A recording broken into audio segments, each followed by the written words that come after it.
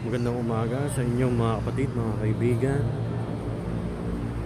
Ito lang ang masasabi ko ngayong araw sa ilan na nanonood ng aking mga video.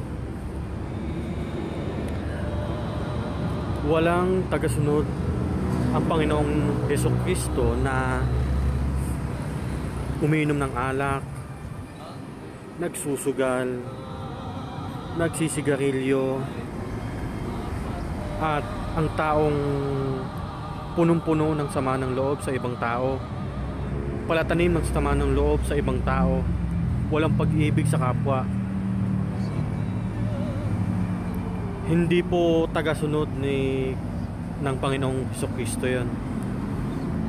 Naniniwala sila na may Diyos, pero hindi nila nalalaman kung ano nga ba yung tamang pagsunod sa Panginoong Hesukristo at sa Amang Diyos.